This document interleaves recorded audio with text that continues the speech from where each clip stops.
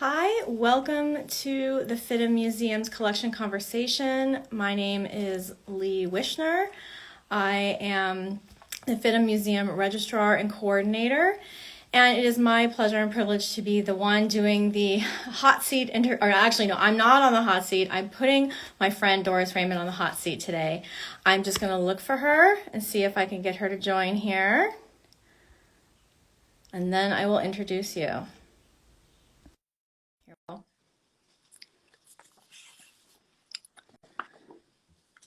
Waiting for Doris. She's coming, she's coming, she's coming. I'm sure of it.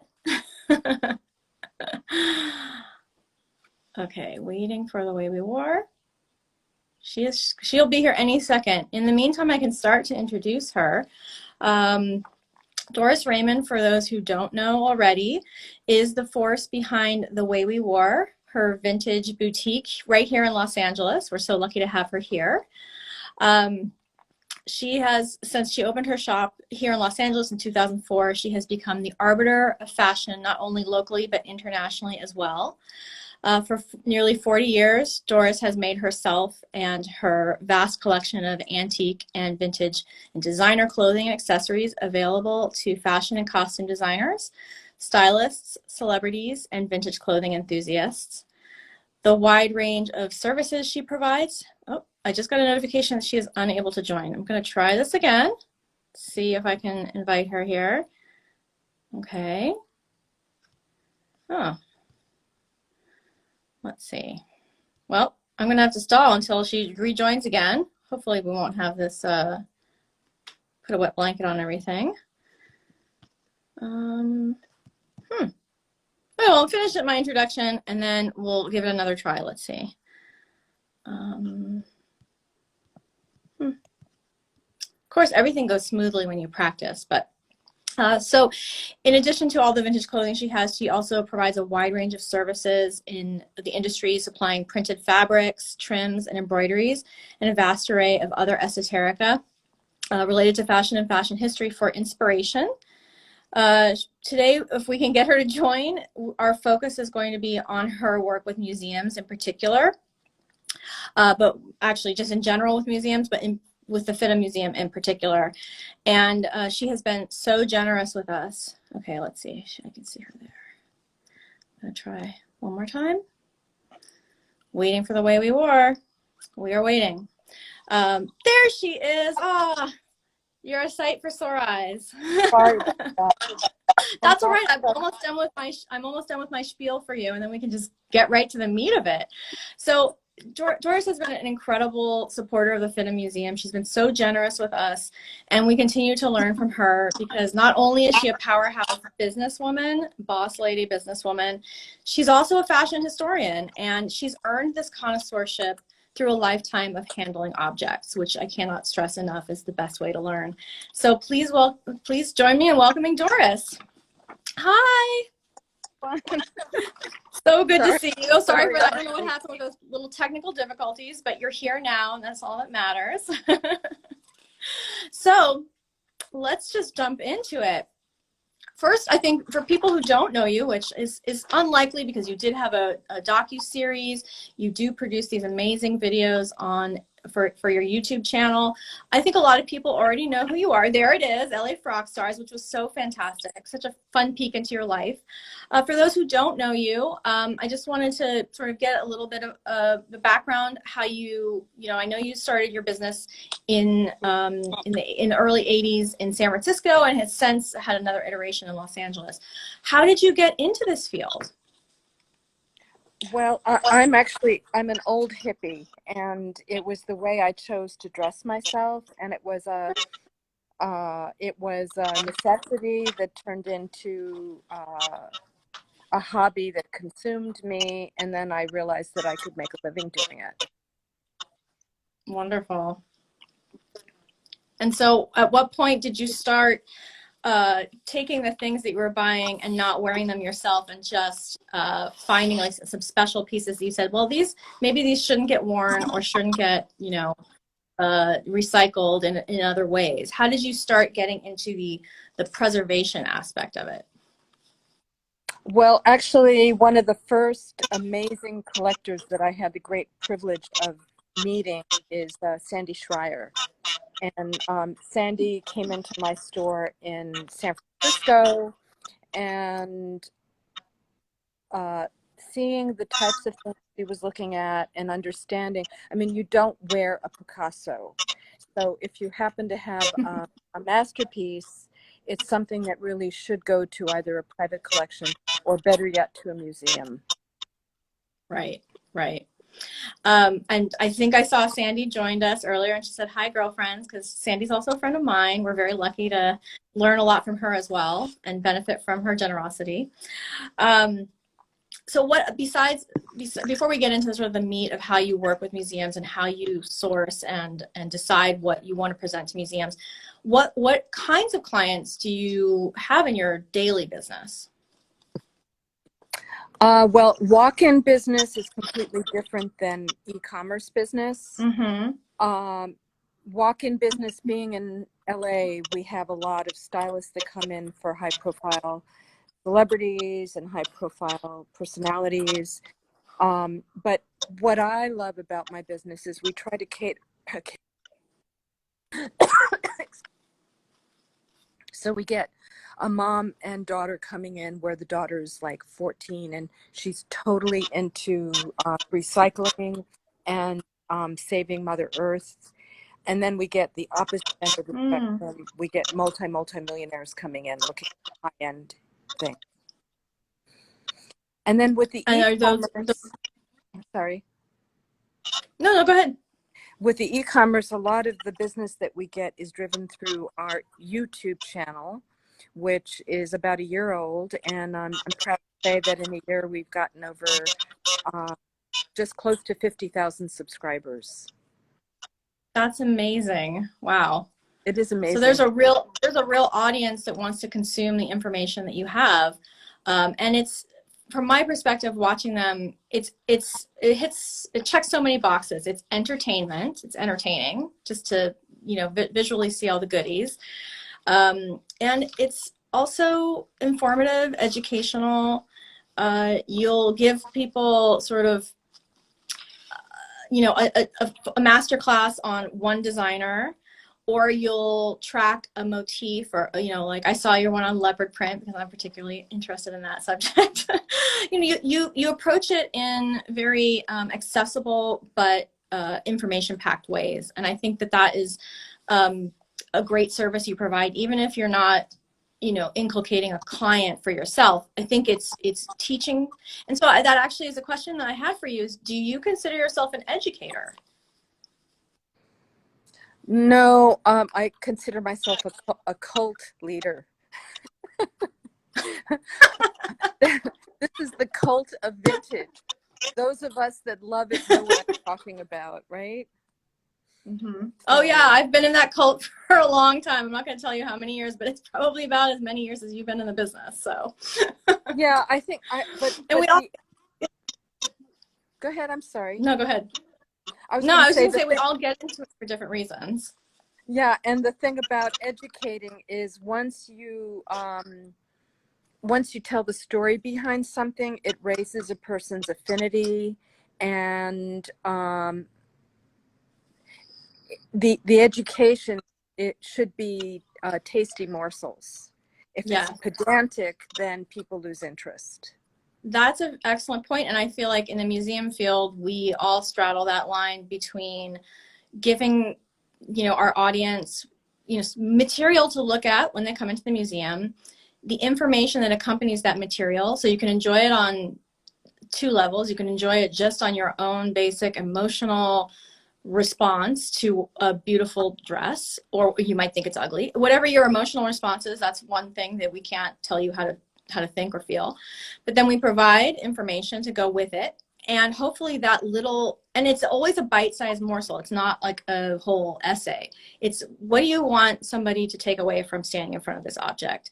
And so, like you're saying, these little morsels are very important for getting people hooked on your drug. Oops, I lost you. Uh-oh. You there? Oops. Okay. Okay, there you go. I heard these little morsels Okay. are important for getting people, and then I lost you. Sorry.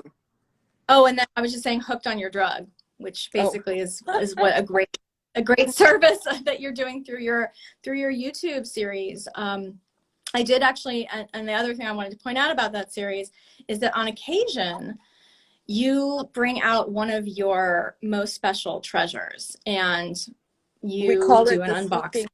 the sleeping beauties. Right. Can you tell us a little bit more about that? Well, about a year and a half ago, I decided to invest in archival supplies, acid-free boxes, tissue paper, and even though I had a lot of these treasures in archival boxes, I didn't have access to them as readily as I would have liked.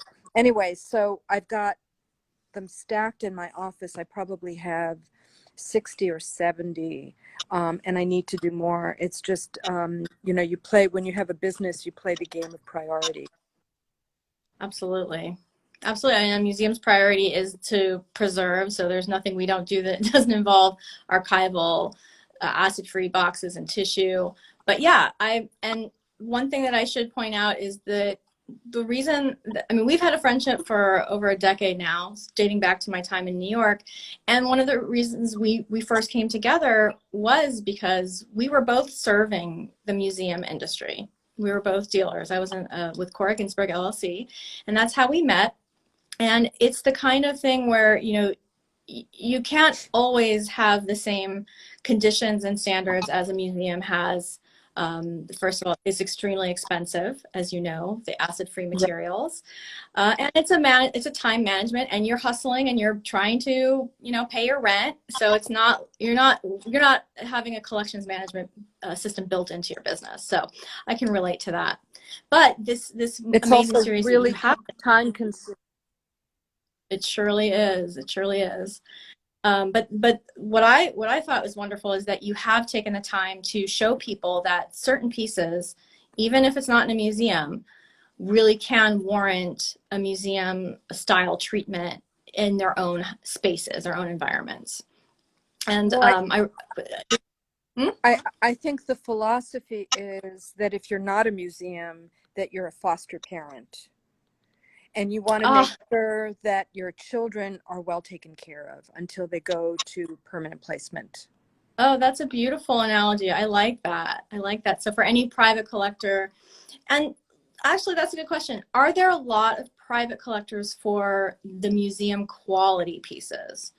Do you find that people are mostly buying to wear, or do you have like a client base that is buying to preserve and be those foster parents for the next generation? I would say that 95% of my clientele is wearable. The private clientele has been greatly reduced over the past maybe 5 to 8 years. I don't know why. I think a lot of it is economics, because when you get into the really special pieces, they're expensive. Right. Right. Rightfully so, because where are you going to find another one? Exactly. Now, are these, and there was a time, it's kind of a little passe now, but there was a time more in the 90s, early 2000s, when celebrities were buying vintage couture and wearing it on the runway for events, whether it was purchases or loans. There was more of a visibility of high profile people wearing very, I mean, things that maybe should be in museums. Do you have to have, do you have to hold back things to show people so that they don't get the urge to wear them? Or is that part of the education as you are dealing with a client to say, I'm going to show you something, you probably just want to box this and keep it? Or do you let the client make up their mind of what they're going to do with it?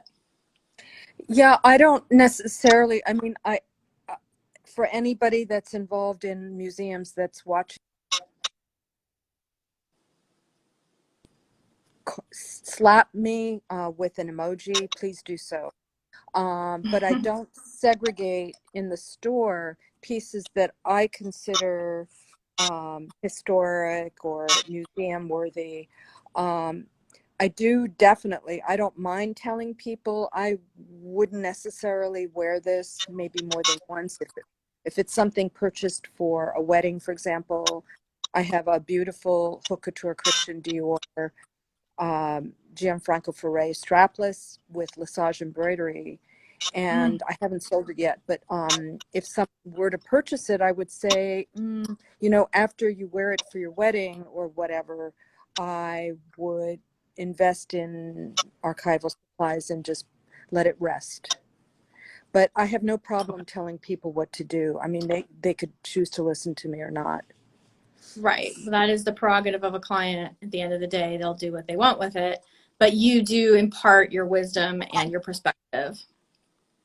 I do. And the other thing I say is that if my philosophy is that it is our responsibility to support our local museums. It's our responsibility.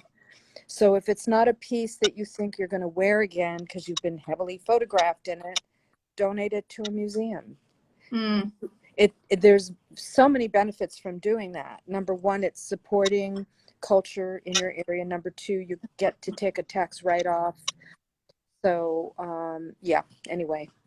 Yeah, no, I mean, I think that these are all great things to pass on to people. I mean, I'm not above wearing an old piece of clothing. I've actually, that's mostly what I do, but I can understand why it would, make my heart break if I saw something really special, get, a couture piece, for example, become, mucked up because the wearer has to alter it and change it and shorten it, and then it gets pit stains and all the things that we all get really upset about in the museum field.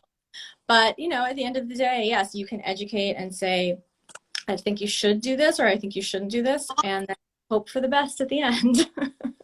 Right. Well, and I think fortunately for us, those of us that love textile art, the world is changing their perception, either because of eBay, first dibs, going to museums, whatever. And I'm hearing fewer and fewer horror stories. Like, oh my God, I wish when I first opened, people would come in and say, oh my God, when my aunt died, we didn't know what to do with her clothing, so we just threw it all in a dumpster. Oh. So, yeah, I mean, I've heard some horrific stories. I believe you. And I think it's because we live in a culture that doesn't understand, or not understand, I don't think it's been part of the education, that cloth is valuable and that clothes tell stories and have history, and not every piece of clothing is important, but a lot of it can be. It just has to be thought of in a more elevated way. Somebody also pointed out on our comments that getting these pieces into museums gives the opportunity for students to see pieces in museum collections and learn from history and learn construction, especially in a fashion institution like the one that we're attached to at FIDM. We do have a great study collection, and some of the pieces that you wouldn't necessarily sell to a client in your business because they have problems, they wind up in museums, even if they're not quote unquote museum quality. And that actually leads me to a question for you about how you define museum quality. But first I want to show our audience like one of the most, everybody's going to think of you as the 20th century dealer extraordinaire, and you have all the designer pieces and the couture from the, teens to now. But one of our favorite things that we've gotten from you. Oh, I love that piece. Love that piece. Is an oldie. And I just wanted people to know that you're not just the wearable, very 20th century pieces. So this is a corset, blue silk corset from about 1868 to 1874, and that's based on Kevin and Christina's expert dating of pieces like this. I defer to them when it comes to 19th century fashions. And can you tell us a little bit about how you came to acquire this? Well, I'm one of these weirdos that I'm in the luxurious position of when I see something that talks to me and I can justify the expense, I'll buy it. and I acquired that piece in auction. It was like, oh my God, I've never seen anything like it before. And I just went for it.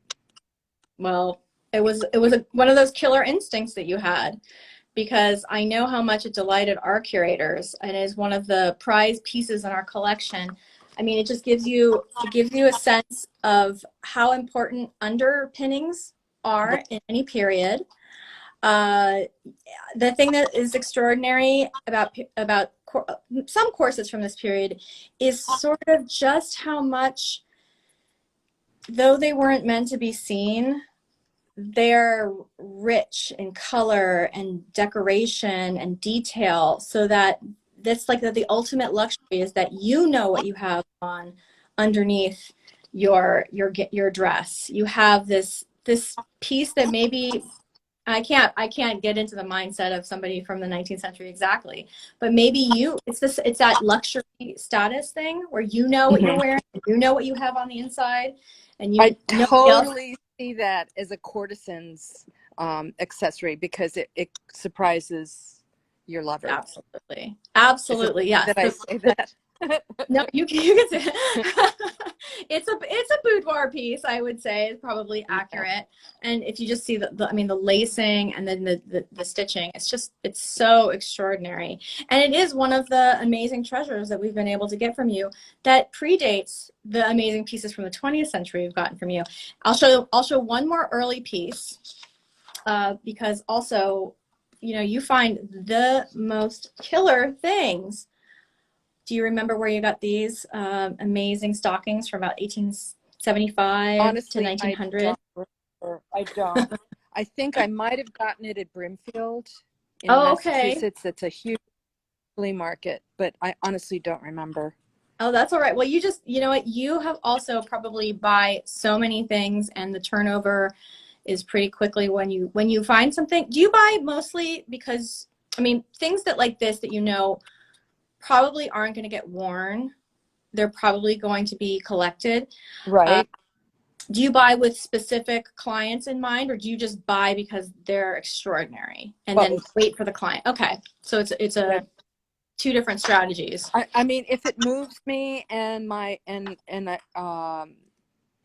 heart skips a beat, I'll buy it. Okay, and you don't necessarily have to have the idea of who it's going to lined up. No.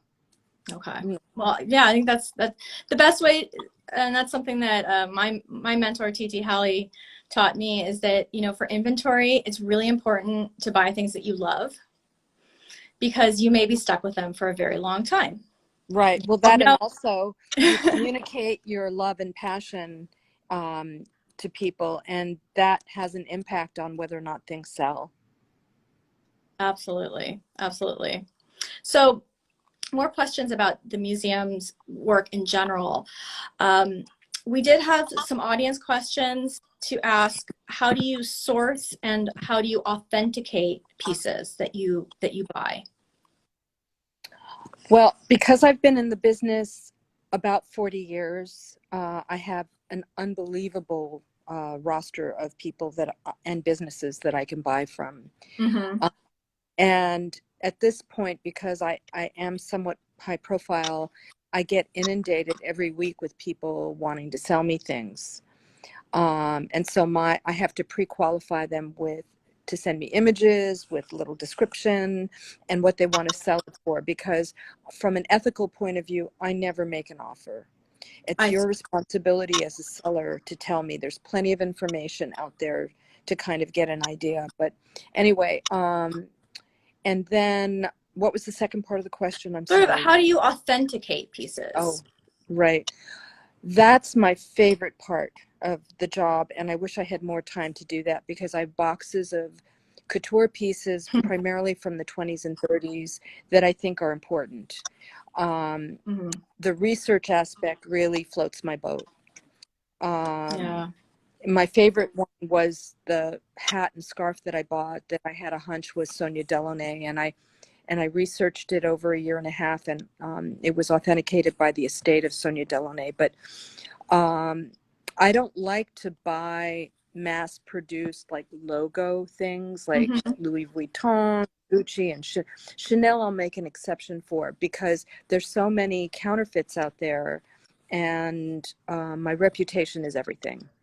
At the end of the day, that is so important. And the research aspects of the authentication is truly the most rewarding part of it. I mean, yes, placing the object in the right collection is also the reward at the end of the day, but getting to spend the time with the object and research it and find out 20 things you didn't need to know, but now you Mhm. know because you've gone down this rabbit hole of this time period and what was happening. You know, if you're looking at French couture, you know, which houses were kind of competing with each other and how they influenced each other. And I mean, primary source material, fashion magazine, it's all part of the package of what you provide to your clients. Mhm. Mhm. Yeah. Yeah. Yeah, and the thing And is, if you so, have a hunch, you go with it. yes, trust instinct is a very valuable lesson to learn. I mean, your instinct may prove to be partially right, or it could be 100% right, but you know, you get to that instinct point only through a lot of experience. Mm-hmm. And if I was a teacher, which I'm not, but I've always had aspirations to be, the thing I would encourage students at all times is to go places and look at things, look at the objects that you really want to know about.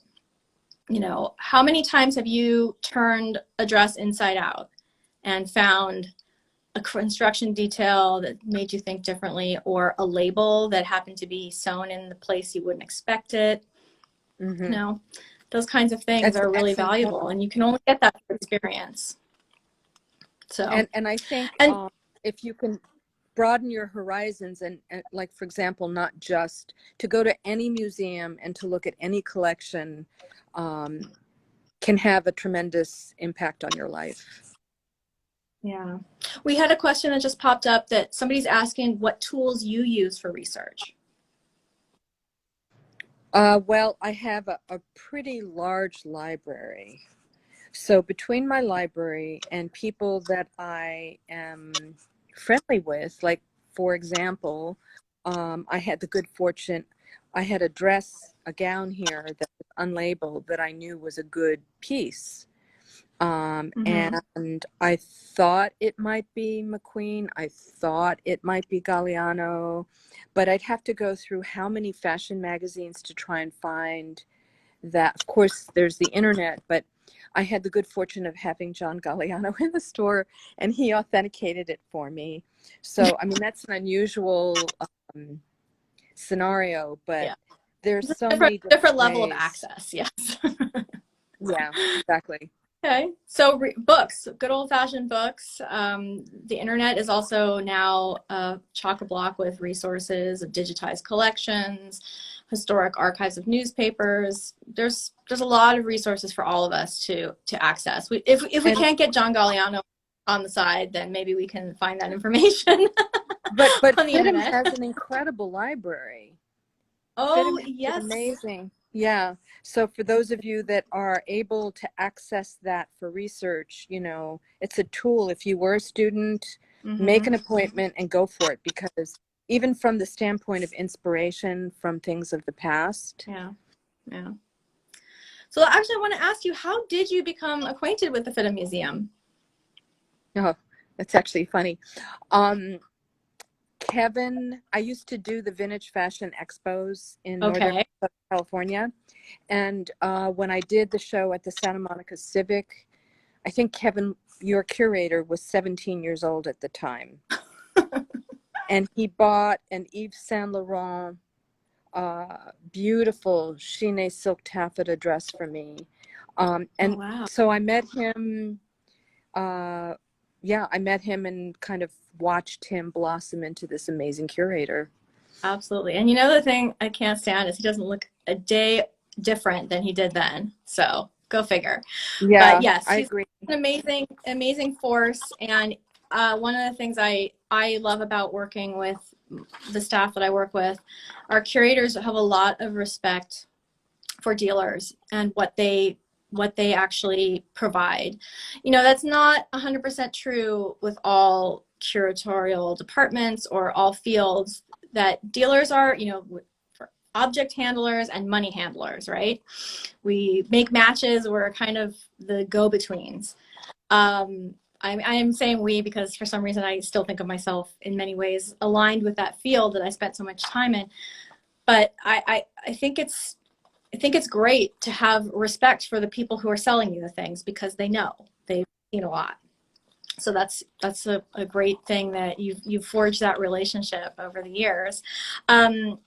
And I'm just gonna ask one last question before I start showing you some of the, well, we'll do a little unboxing. You know, the museum does some unboxings, you do unboxings. I'm gonna show you a few of the pieces that really caught my eye of your donations. Oh, and I should also mention that Kevin has sourced a lot of material for our exhibition, and the catalog is coming out for sporting fashion. Woo! I know you got some amazing 19th century pieces from you, and I'm going to let him put you again on the hot seat sometime next year when the catalog comes out and our tour, our exhibition is going on the road. It's sporting fashion, outdoor girls, 1800 to 1960, and so you'll be making a repeat of performance with him. And that's so exciting. And our associate curator Christina Johnson has also been working on this amazing Rudy Gernrich project that will at least be a catalog, and we're hoping for the exhibition as well, just kind of shuffling the deck on how we're going to get that done. And you supplied that project with a lot of really amazing Rudy Gernrich pieces, and so I'm sure she's going to want to talk to you about that at some point too. But before I start showing you the things that are in our museum collection that have come from you, besides the two I already showed you, how do you define museum quality? It's hard. That's a tough question. Yeah, I think part of how I operate is I find out what the museum's mission is, and I ask the curators, what holes do you have? What are you looking for? And then when I find things that may fit that hole, it has to have wow factor, you know. Yeah. And you learn with time certain things, like you don't want black because black is a black hole when you display it. Detail's really important. There are things that you learn with time, and a really small percentage of my business is to museums. Right. But you develop relationships with curators based on what they report to you or things that they're working on, and also, yes, filling holes in your collection, because a museum, even though it seems like it's something permanent and it always stays exactly the same, collections are always changing. You are always doing this sort of healthy evaluation of your collection at all times to see, you know, if the collection is old, you can look at things that have been there for a long time and say, okay, this is not the best example of what this is. We can find a better one. And then, you know, you wind up talking to a dealer like you and saying, we really want to replace this one piece we have with a new example. And can you help find that? But the other thing is money. Money is a problem with museums. Finding donors to actually acquire pieces. So oftentimes I end up loaning pieces. Like I just got a piece back last week from the Barnes Foundation in Philadelphia. They had one of my favorite exhibitions of all time, which is on a person I never knew about, Maria Catoli. Maria Catoli, yes. Yeah. And I have a Merbor coat that I wow, learned for Doris. that exhibition. Yeah.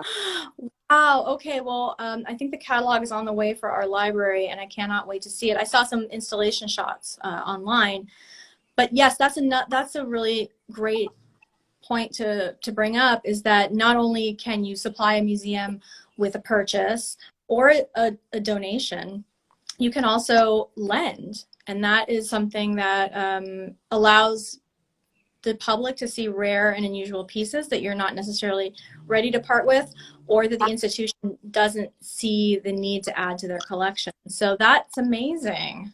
Yeah. Wow. And that Yeah. sounds like a piece that you are fostering for a museum and sometime in the future. Yeah, it's a true work of art, and you know, the loan benefits the museum because they didn't have to spend the money, they don't have to find a place to store it, but it benefits me because now I have this incredible provenance and it's in the book. Absolutely. So, yeah. And you know, the all important credit line, when somebody is looking at your loan in a museum context, they see your name. Maybe it's just your personal name, or maybe it's your business name, but people can't, I mean, if they're really interested, people will look that up and find you. So it's a little bit of advertising as well. It's philanthropic advertising. So I'm just going to show you a couple pieces that you have been generous enough to donate to us. And I'm so curious to hear how you decide to part with some pieces that are absolute treasures, like this Madame Grey Alix. It's from the 1970s, and tell us about how you make decisions on how to give things to museums rather than purchases. Well, when I have a relationship with the curators, like I do with Kevin and Christina, I ask them, what are they looking for? Sometimes come to the store and pick what you'd like. And if there's several items, I'll say, well, this I can donate, and this I'm happy to sell to you. Okay. So it depends. I mean, I used to have a relationship with the De Young Museum in San Francisco because I lived up there, and I wanted to support that museum as well. Okay. But it depends. You know, it really depends on the circumstances. I believe I donated that because Kevin and Christina selected it. Yeah. Well, it's a masterpiece of construction, as so many Madame Grey pieces are. And, you know, I think a lot of collections have the more classic examples with a lot of the pleating and sort of Grecian inspiration. But what I loved in picking this one to show you is that it's a late example of her work, but it's just so innovative in a different way. It has, you know, the high-low side where it's the seam comes up here, and then it's almost like tucked in so that it forms this like not a pocket, but just like a fold. And it's so simple but so effective. So I think it's just a great example of also a singular color. You know, and to your point that museums don't necessarily love to buy the black dress because you're not going to get to see that detail, or it's not going to have the gallery presence that you want. But the other thing that I thought was really fascinating about this dress is that, oh, I forgot to print this one out backwards so you could read it. It was made in France for I. Magnin. Whoops, forgot that one little detail. But at any rate, it is a piece that was made in France for a San Francisco department store. So did you find that piece in San Francisco, do you think? You know, it's embarrassing, but in the almost 40 years I've been in business, and probably the millions of pieces that I've purchased, my memory of where things came from, part of it is old age too. We can't. I think I feel it's very unfortunate that I keep putting you on the hot seat for things when I know that I can't remember things I bought and gave away 20 years ago. But it's just, to me, that's a really wonderful museum piece, and it was so, you know, just the kind of thing that I look at that as well and say, I could definitely see somebody buying this and wearing it. So it was a lucky occurrence that a museum curator got to select that first, because honestly, I mean, it has such a kind of contemporary vibe to it, timeless. It's about circa 1970. It is so amazing. I just the simplicity of it really astounds me. So, and what I love about it is it really kind of shows that Madame Gray was the heir apparent to Madeleine Vianney, with her use of the bias cut and the simplicity of it. Mm-hmm. It is a spectacular piece, if I do Yeah, say so myself. I agree.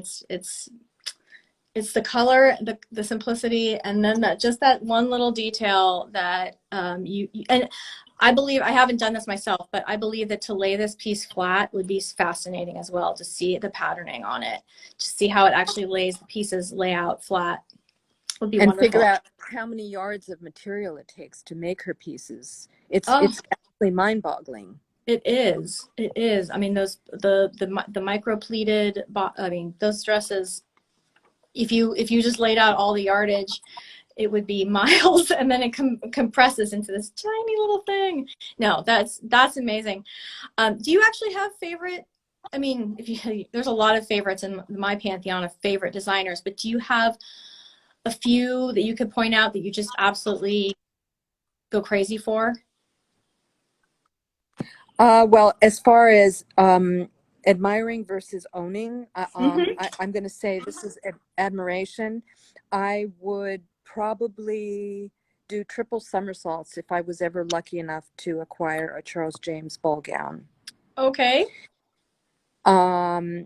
I was lucky enough to have many V&As in my collection over the years, and I regret selling them. Mm.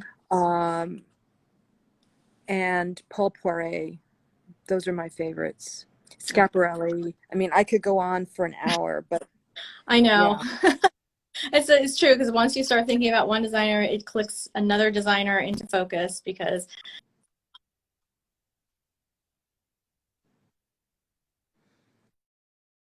then when I think of Adrian, I think of Alaya, and then it's just like it starts all the fashion connections start firing, and it's a little, you can get a little overloaded with your love for the field. Personal favorite, and anybody who knows me is going to get why this is a favorite of mine. The Christian Francis Roth Crayola, I should say Rothola dress. Can you tell us a little bit about this dress?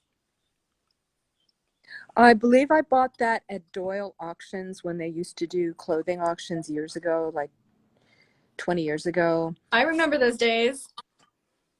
And one of my criteria for buying is if it's iconic, if you see it over and over again in fashion magazines, you know Mm-hmm. that it's something that is worth buying.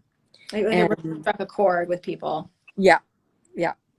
So that's a piece that I bought for that reason. I mean, I've acquired many Zach Posen pieces from his early career days for the same reason. Hmm. But the Zach pieces don't have the color blocking and the pow that this Christian Francis Roth dress does. Absolutely. How important is humor to you? Extremely important. But I mean, that humor is a very personal thing. So Mm-hmm. something that strikes my fancy because it's whimsical may not be something you get or you respond to. Right. Right. Well, I know that Kevin expressed to me how much he admires Christian Francis Roth's these dresses in particular. And we Mhm. do have another in the collection, so it made a really nice pair. And they, along with the black embroidered stockings that we got from you, this was also featured in our 2011 publication Fabulous, which celebrated a decade's worth of significant acquisitions. And I can see why this made it in. And again, here's a little bit of fashion press. This is from 1991, I'm sorry, 1990 Vogue. And it just shows the humor of this designer. And it was truly a dress that was, and there were variations on it. There were jackets as well. It was it captivated the press. And I can see why it's just so punchy. It's so, I mean, one of the the things he got in trouble with is that Crayola didn't exactly appreciate his homage, and they actually sued him for royalties. because Wow. his Rotholas were a little too close to their Crayolas. I don't know how they thought that, but I didn't know that. That's great. yeah. Yeah, and that's the other thing is I think it's a great example of a, a moment in fashion history that he wasn't designing for masses, but he wasn't doing couture either. And I think he kind of fell between the cracks. And it's just a great piece to preserve in a fashion collection because it does capture an underrepresented artist. And I mean, I can also see that you would have a hard time necessarily parting with this because a client would, I would imagine, would wear this. You know what? 10 years ago, I would have worn it, but you know, the good news and bad news is God gave me a body that doesn't allow me to wear 99% of what's in my store. So, I relate to that. so it's good news for the public, bad news for me. Right. I love that. That's fantastic. So yes, this was a piece that you donated in honor of Kevin, which I thought was really nice. How did you come to donate some of your pieces in honor of the curatorial team? Well, I think it's all about the relationship, Yeah. you know. Yeah. Well, and I mean, I think that, you know, it's been a tight bond because you are in Los Angeles, and I think that that's only benefited the museum to have that proximity, to be able to drive across town, you know, in the pre-pandemic era and just come to your shop and relax and hang out, go for a bite to eat and see what you have, see what's new, see what you're hiding back in the back room. And I know that our curators are always excited when they come back from a trip to you. I have seen that up close and personal, which is fantastic. I would like to also say that I think that any fashion student, considering whatever, there's so many fashion places now in the United States, really needs to consider the resources that the institution offers. And FIDM, hands down, has some of the best resources. So, and this museum is definitely, and the exhibitions that are mounted and the books that you produce, you guys are amazing. And so I feel really blessed to be in a city that offers that. Well, thank you. It's a mutual admiration society then. I have a couple of audience questions that have come in. One is, have you ever come across a Worth gown? No. Well, yes, in auction, but I've chosen not to acquire it because it's not really my time frame. Okay. And the amount of money that those go for, I'd rather invest it in something else. That's a fair enough assessment. And then the other question somebody had was, do you have a favorite McQueen piece or a favorite McQueen collection? I don't have a favorite McQueen piece because the pieces that I would like to have are, you know, high ticket items. There was recently an auction in London, and having a business with a high overhead, I have to pivot my collector's brain into my businesswoman's brain, and it's depressing. I've gone into therapy over that. Oh, gosh. We really do take these matters to heart. We're very serious about something that so many people consider frivolous, but it's true. I understand that. I mean, I'm sure that Kevin has some memories seared into his brain about the things that got away. You know, why didn't I get this or that? And you just have to go to therapy to deal with that. Yeah. So I have one last object to show you before we pass out. And no, I didn't mean to say pass out, but pass away from this conversation and move on with our afternoons. This is a fan favorite pair of booties. Okay. They are Christian Louboutin. They are pink satin cowboy booties that are covered with rhinestone crystals. Can you tell us anything about these guys? Yeah, my understanding is it came in its original box. It was an homage to Dita Von Teese. I acquired them, believe it or not, in a discount store in New York City. So they didn't, like, I forget, it wasn't for, I forget the name of the store, but it didn't sell retail. And I just thought, yeah, I don't want to spend that much money. Yeah, I'd be stupid if I don't buy it. Yeah, I don't want to spend that much money, but I went for it. Oh, well, they are one of our most popular pairs of shoes. Whenever we feature them on social media, we get a lot of responses. And I mean, it's just, you look for a designer, and you're right, it has to tug on your heartstrings. There's something so wonderful about taking a little look at Americana and then twisting it into high fashion, impractical. I mean, you went from the most practical of cowboy boots to the most impractical of shoes like, you know, a burlesque star would wear. I mean, I don't know if she ever had a pair of these. I'm not, Kevin might have said that she did a routine with a lasso with these. I'm not sure, but I don't know either. it's like the high fashion burnish on something that's like a low kind of you know, not street fashion. They're obviously not street, but you know, Americana culture. I just love that. You know, they're all completely encrusted with Aurora Borealis to make things even a little more impractical. Yeah, they're just really a wonderful piece that we have in our collection. And I think, you know, another thing to point out to people is that, you know, museums are always trying to look at the contemporary moment for the things that they're going to want for the future. And Right. these were made in about 2011. So they're fairly contemporary for us. I mean, it's a real looking at the world that we live in and grabbing a piece of fashion from it so that we can preserve it for the next generation. And, you know, now in 40 years, when, you know, a new generation of curators comes in, I mean, I don't know if Kevin or any of us plan to live that long, but, you know, the next generation is going to look back and say, oh, why, I wish we had bought in the moment and continue to look at design in a contemporary way.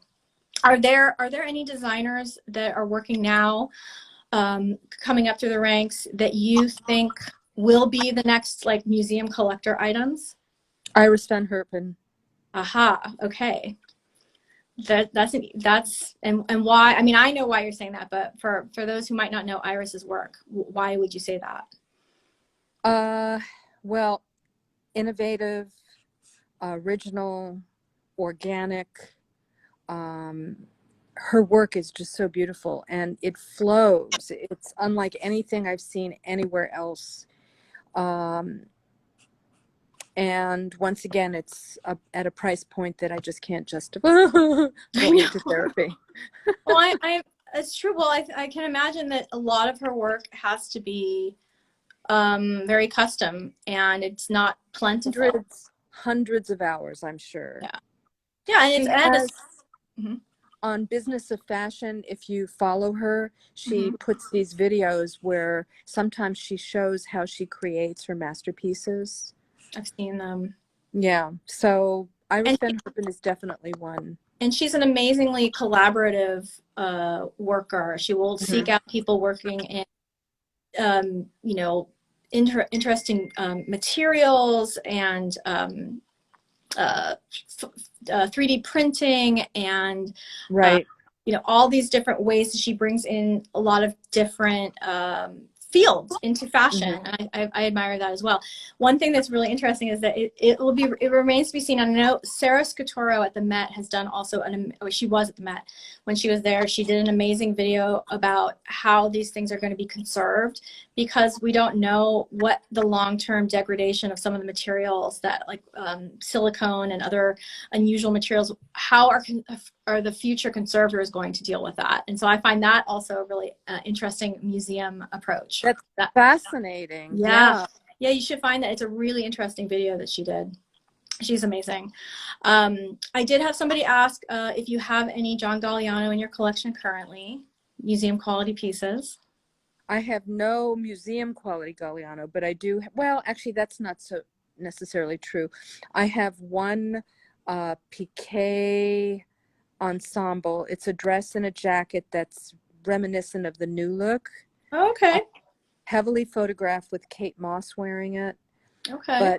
but not couture. Yeah, I mean, I have some beautiful Galliano pieces, but they're not couture. Okay. Well, if anybody is, how are you coping right now with appointments? Are you taking appointments, private appointments? I mean, you are still open for business. It's just we have a lot of different ways we approach business now. So I just wanted you to be able to tell people how to find you and how to, if they want to come and see you, how can they do that? So our COVID hours are 12 to 6, 7 days a week. Okay. And we love private appointments. We had a private appointment for 6 hours yesterday. Yeah, really excited. It feeds me to be around people that respond in such enthusiasm. So yeah, and then Instagram, DM us if you don't see what you're looking for. Same thing with YouTube. Great. And we have a website, which has fortunately, since the looting, it's been revived. We've gotten, the engine is working, and we're slowly moving back towards normalcy. Yeah, our community was so sad to see what happened to you. The circumstances were out of control, and you handled everything so graciously and supported your community through a really difficult time in a way that I admired. Thank you. I appreciate that. Yeah. Yeah, I will say in my adult life, 2020 has been the hardest year for me ever. And that's saying a lot, because we've all been through a lot in our personal struggles and our societal struggles. This year, we are ready to say goodbye to it and welcome 2021 and see what the future holds. And we just have a couple minutes left. I just wanted to know, is there anything else you wanted to share with us about how you see the future of museums? What your hopes are for working with museums? I think the future of fashion museums is great because it's a business, and most museum directors are men. And I'm going to say something very sexist, and I apologize in advance. The budgets would be more geared towards acquiring a Monet versus an important McQueen or whatever. But what's happening now is the audience, the numbers for fashion exhibitions have been so exceptionally high that I think museum directors are realizing that fashion needs to be focused on. Yeah. So I'm very hopeful for the future for more museums. And I love working with museums, as difficult as it can be with payment like a year or two down the road.